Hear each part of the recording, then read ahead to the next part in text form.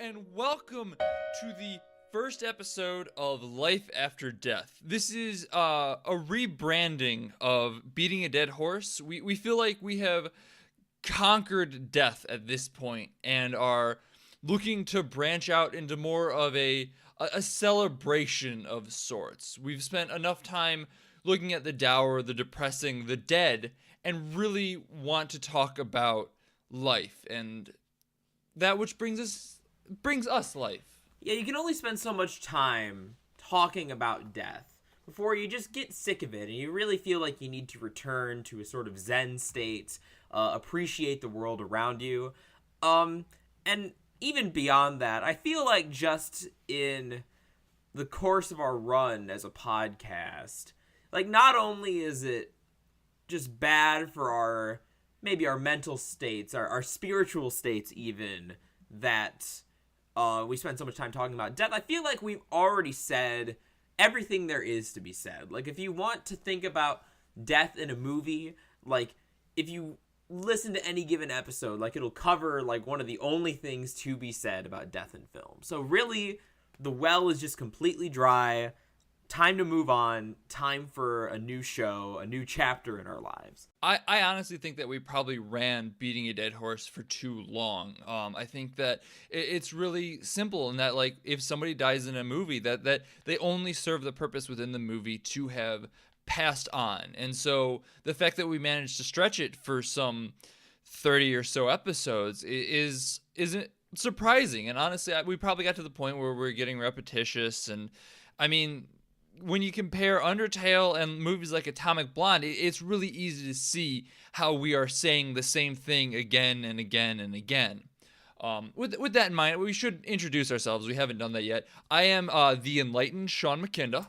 And I am the Buddha, Jackson Keller. And this week, we're going to be discussing a movie that a lot of people have forgotten about. And honestly, it is a shame. This movie is such a celebration of life. There are just so many people born unto one character, and each of them have their own personality and their own rigors of their daily life and their own goals and aspirations, and it's beautiful.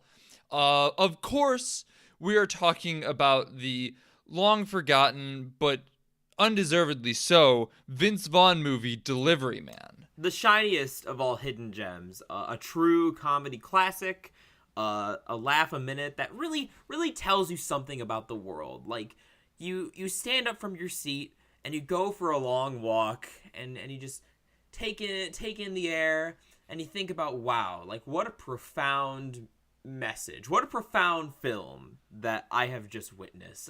If only we could all be so lucky to live like Vince Vaughn. Now, if you are unfamiliar with this absolute masterpiece of a movie, the basic premise of it is that Vince Vaughn, in his early to mid-20s, went to a sperm bank a number of times and donated sperm quite a bit. Now, the wackiness begins really early on when you learn that Vince Vaughn, in his donations, has inadvertently sired 533 children. 533 individual lives brought into this world by this one man. It right there, you need to pause the movie and just take a second and appreciate and understand the sheer beauty of what is happening in this moment.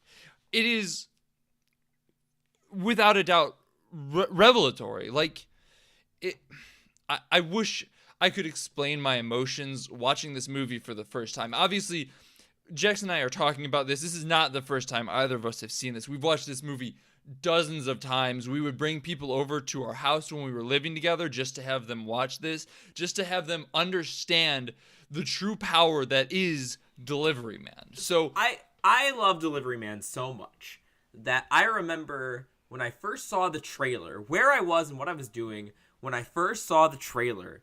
I remember being in my friend's basement, and he showed me the trailer on YouTube, and I couldn't believe it was real. I didn't think that they could make a film that poses such a deep and interesting question about fatherhood and creation. And so I was skeptical when I went to the movie. I was there opening day. I skipped class. I called off work. I went there like to the first showing of Delivery Man, and sat down, just seeing if it could live up to the hype of that trailer. And my God, it did. Like, it changed me. Now, Jackson, I do need to confess something to you. I am a little hurt. My first memory of this movie, you and I were in our local AMC together watching a movie, and the trailer came up. You were sitting next to me for my first introduction to Delivery Man. So the fact that you had been familiar with this movie before even I was is a little hurtful. I was not aware of this fact, and the fact that you would bring it up on our podcast in such a public setting it's really hurtful, and I'm a little upset. Now, Sean, you have every right to be upset, but consider this. This moment that we're having right now, this moment of betrayal, is really well accounted for by the events of the film. Like, Delivery Man, it's not just about creation, but what comes after. And it knows that hurt and heartache and betrayal is part of that process.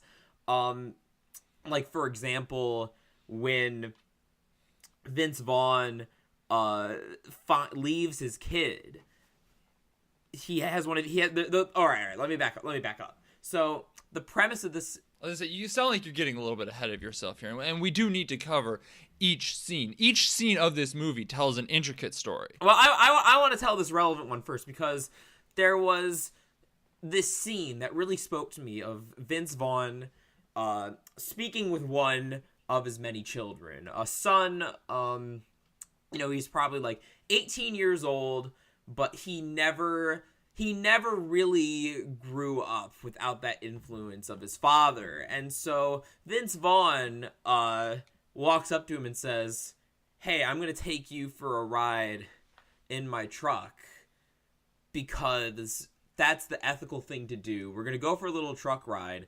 And he knows that this son, it's the biggest moment of his entire life is going on this truck ride. But unfortunately, on the set time that Vince Vaughn promises to drive his son, or his newfound son, around in his truck around the city, he is attacked by a bobcat, the only bobcat in New York City, and has to go to the emergency room. And so, there's that sense of betrayal on the son. He doesn't get to drive around in his dad's special truck, but and there's the pain from the wounds, both physical from the bobcat and emotional.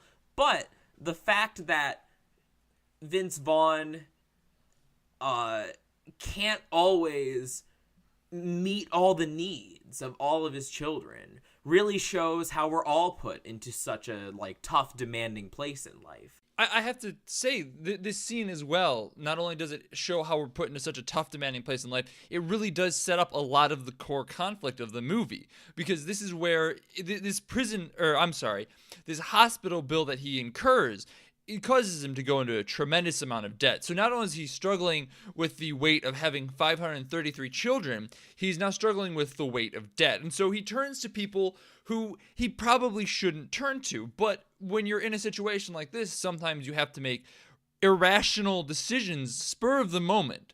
So he ends up just withdrawing way too much money from these people, and a lot of people get hurt. Like, they literally drown his father in a bathtub. His father, who is a central piece of this movie from the beginning, is killed by mobsters.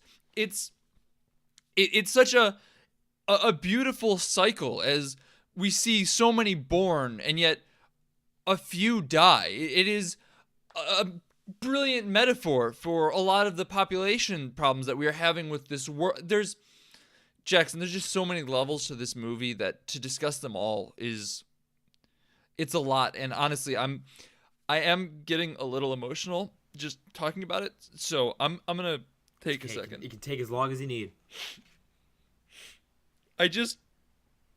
His dad just had so much to live for. He spent all his day pounding the meat at his family's meat shop, and to have this taken from him, all because of the bobcat attack, is just, it's so much. And It's okay, Sean. It's okay. You have to sit back, and you have to recognize the beauty that life isn't about the bobcat. Life isn't about the mobsters at the end. Life is about going in every day, pounding that meat. You pound that meat, and you provide for your family. That's what you do as a man in this world. And Delivery Man understands that. And we see that cycle perpetuate with, the dad, his own father, the generation previous. He pounds meat to provide for his family. But Vince Vaughn pounds meat to create his family. In a lot of ways, though, not only does Vince Vaughn pound meat to provide for his family and create his family, he also pounds meat to provide for the family that already exists above and beyond what is normally there. We find out later on towards the third act that his time in the sperm donor bank was to earn money to take his mother and father, his mother who is almost on her deathbed, to Italy, as they are from this beautiful country. And he donates so much sperm, and he goes to Italy, and it's beautiful, and his mother dies. But he brings so many into this world in an effort just to continue to serve his family. Well, Sean, I'm glad you brought up the mother's death, because that reminds me of my one of my favorite subplots in the movie. One of the most powerful subplots is the interactions he has with one of his many daughters, where he's finding all his children, he's putting all the pieces back together, and he finds his daughter in her apartment, and she's all alone, and the apartment is dirty and messy, and he takes the role of like a pizza guy to gain access. And she seems like she's in a lot of turmoil, and goes into the other room and then overdoses on heroin, like right in front of her father, but she doesn't know that he's her father quite yet. So then, Vince Vaughn, being a man who provides for his family, it all fits together with him self-sacrificing for his mother to take his dying mother to Italy. All this just comes together in this moment where he is forced to decide whether his daughter is going to go into rehab.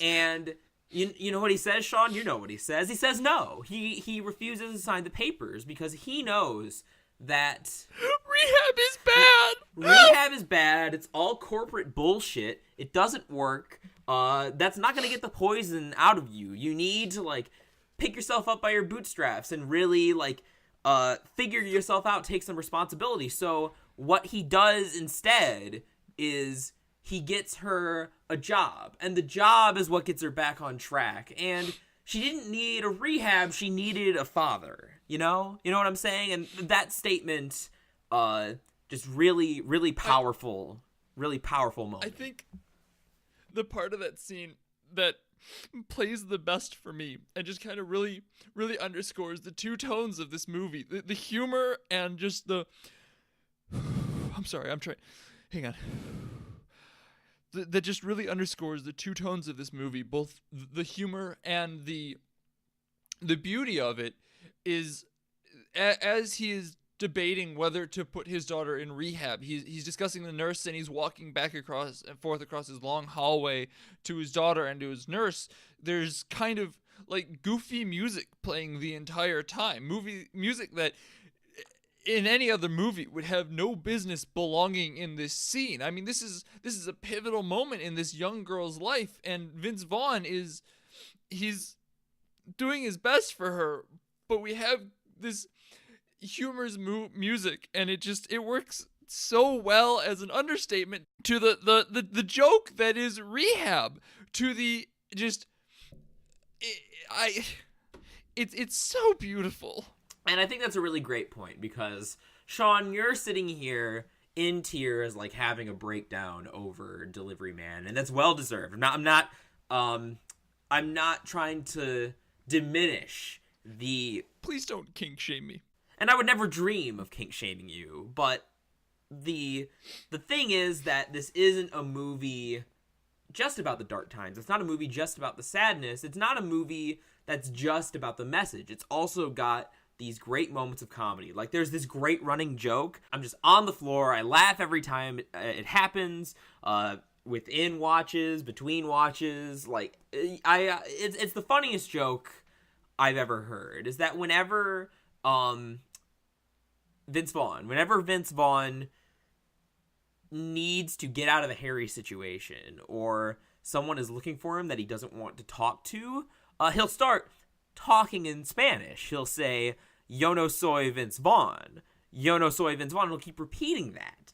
And it's just such great, timely satire about the plight of immigrants and how their identities are being co-opted by people like Vince Vaughn. And Vince Vaughn, he's our hero, so that sounds like it paints him in a bad light, but this is just over the beginning of the movie, when he's still in the stage of being kind of unlikable, like he hasn't reached the levels of like enlightenment from all these interactions with his family.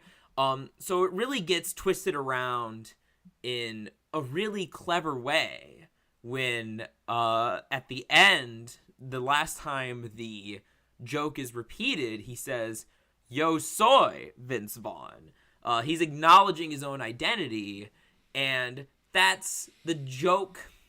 The joke then, it's a joke, it's a funny joke the first couple times it happens, like you see it and you laugh, but then it turns, it's not a joke anymore. It's not. I was almost done crying. And you had to bring up that scene. You soy Vince Vaughn! We all soy Vince Vaughn!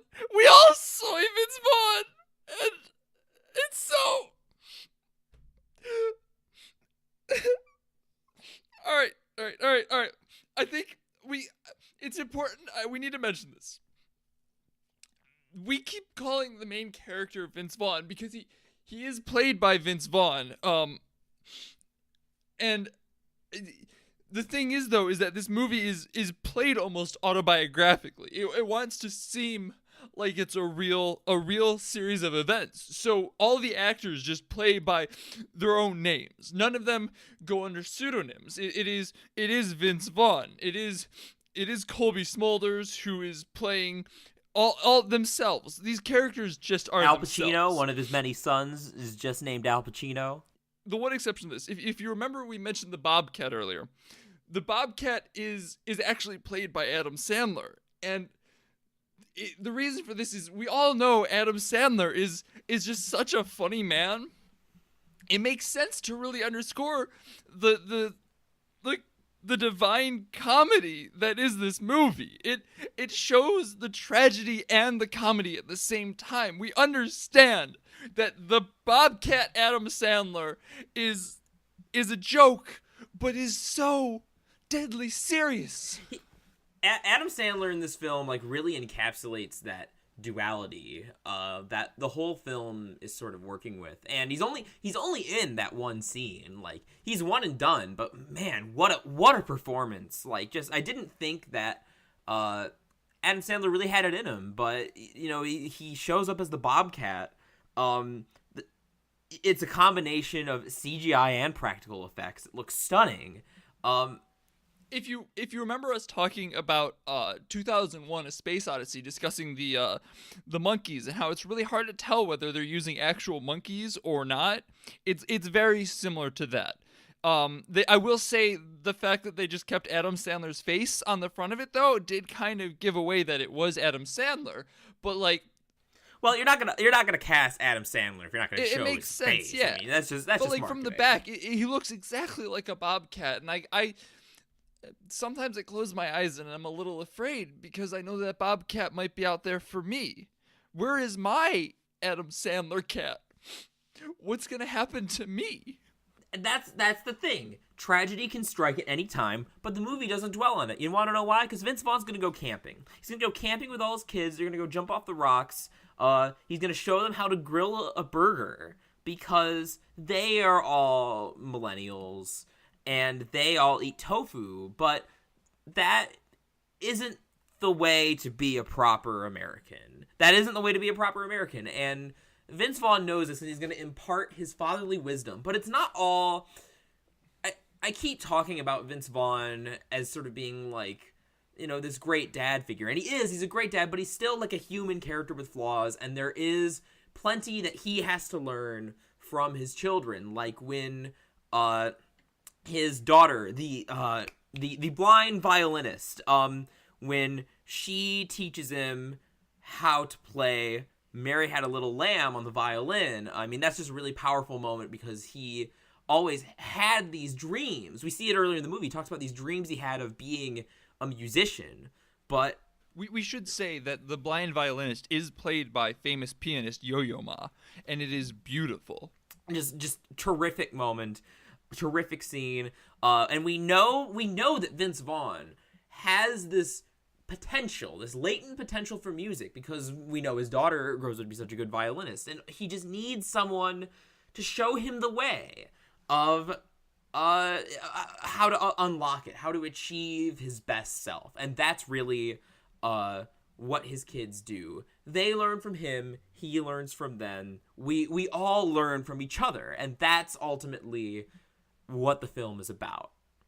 And I think this is no better shown in when we get to our main climax and we start to realize that Vince Vaughn is actually getting younger as his children are getting older. It is kind of like they are siphoning his knowledge, his kindness from him to become better and more knowledgeable people. They are growing up to become good gun-loving Americans as he is teaching them. They eat meat now. They learn how to do the things that they are supposed to do as pure Americans. It's beautiful, and the fact that Vince Vaughn sacrifices himself, becoming younger and younger. He starts talking about Tide Pods, and like, this movie is prescient. Like, Tide Pods hadn't been a thing yet. This came out in like 1997. So the fact that this movie was calling the shots on Tide Pods and cellular phones and fucking the PS Vita, it's insane. I can't believe how much it did. Yeah, it's really amazing. 1997, like, the first PlayStation would have just come out, and here we see, you know, someone using the Vita. They're playing Uncharted, the Uncharted game for the Vita, and they're explaining all the features, like talking about the resolution, and it's just right on the money, and it's amazing. It's like the screenwriter was a time traveler. They did call the main character Nathan Blake, though, which was a little unnerving. Like, it kind of caught me off guard.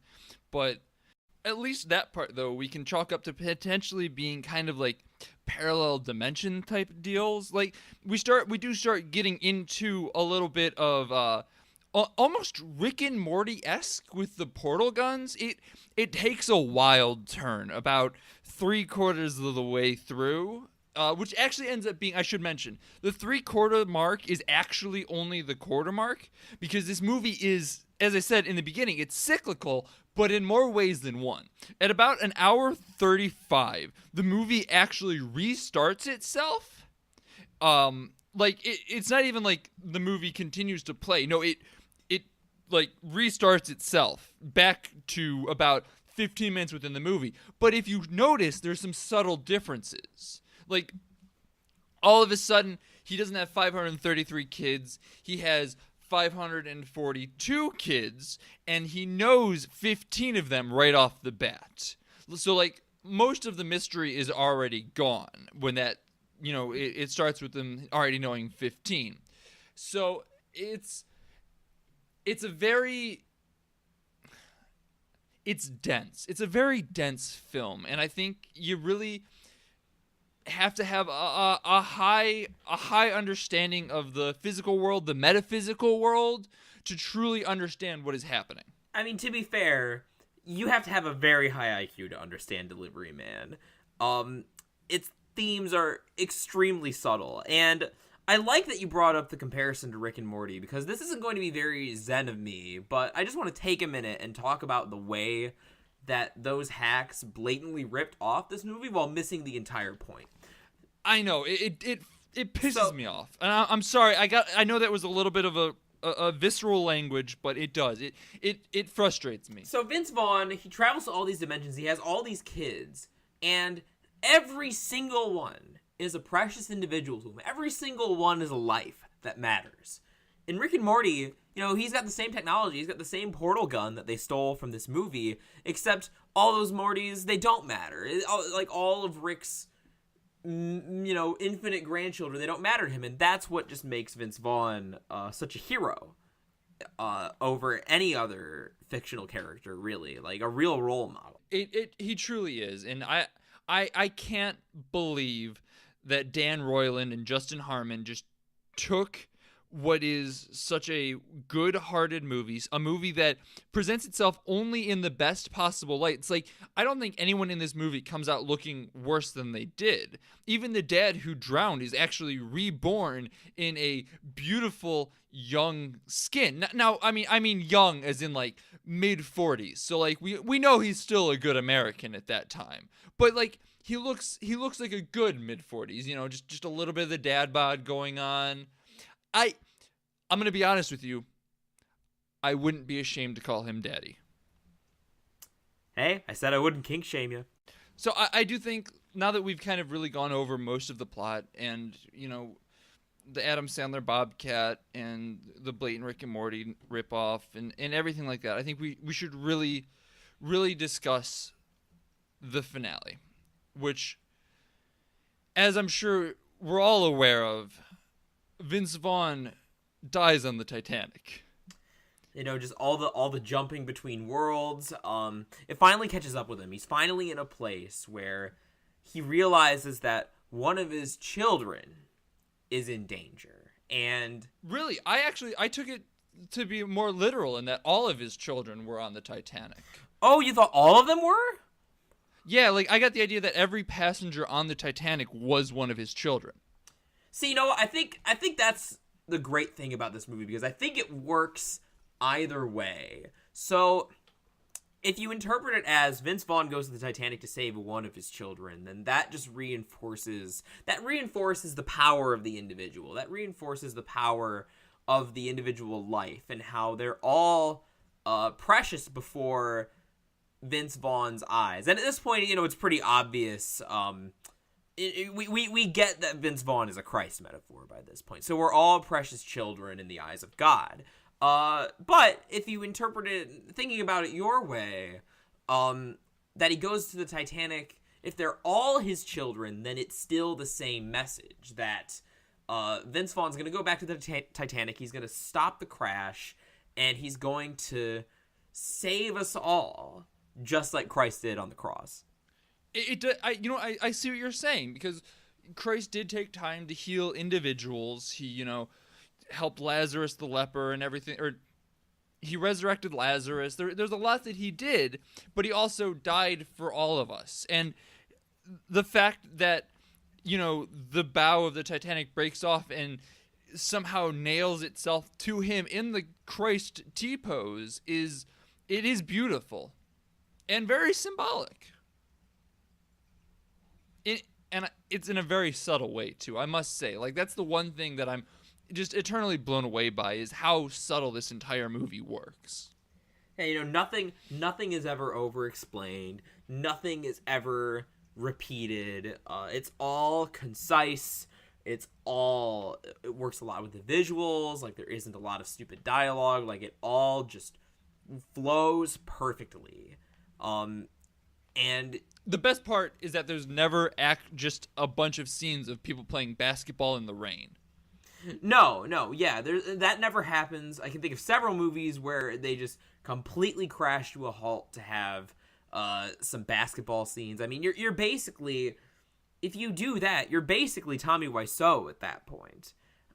Yeah, especially when it's raining for no reason. Like, you're just sitting outside playing basketball in the pouring rain. I wouldn't understand that in a movie as good as this. In The Room, absolutely. But in a movie like this, no, it just feels out of place and wild. But yeah, there's nothing, not a single hair out of place. All the ducks are in a row. The stars have aligned. Delivery Man is the perfect film. Life-changing, life-affirming. You absolutely need to see it before you die. Absolutely. If you, actually, I will say, if you send me a letter at 592 Delivery Man Way, I will personally mail you one of my 3,000 copies of this movie. And I do need you to understand that if I am sending you one of these copies, you are required to watch it. These come at great expense to me. This movie is unfortunately out of print, and DVDs cost anywhere from 5 to 10 cents a pop. So if you include postage, it will cost me almost $3.50 to send one of these DVDs to you. I mean, that's just a big expense in this kind of economy. So yeah, really make sure you watch it. Like, don't make us waste that money. Because I mean, you could, I'm sure there is like a torrent of it on the internet that you could get somewhere, but that's like that kind of theft is just not in the spirit of the film. Like, you want to approach this movie the right way, or else you're probably not going to get everything that you should out of it. Absolutely. And I actually have heard that the bootleg copies online have a lot of the scenes edited out and changed, and it ends up being a far, far inferior movie. So I will say, I think at this point, we are going to wrap it up. We will be back next week. Probably, I think, honestly, we'll be discussing Delivery Man 2, The Deliveries Strike Again. And I was a little disappointed by this one. I don't think it held up the same as Delivery Man 1, but I think it's worth talking about anyway. Well, so not to spoil our discussion, but the thing I will say about Delivery Man 2 is that it's got such a killer premise. What if every single one of Vince Vaughn's children had as many children as Vince Vaughn did? And I think with a premise like that, you just can't mess it up. But then find out if they did next week. I'm sorry. I can't let this podcast end. You did just say that it had a killer premise, and this is not a podcast about death anymore. This is a podcast about life. It had an enlivening premise. Please don't hurt me, Sean. I didn't mean to mess it up. Please. Please, I swear I tried to be good. Please don't put me back in the basement. We'll be back next week.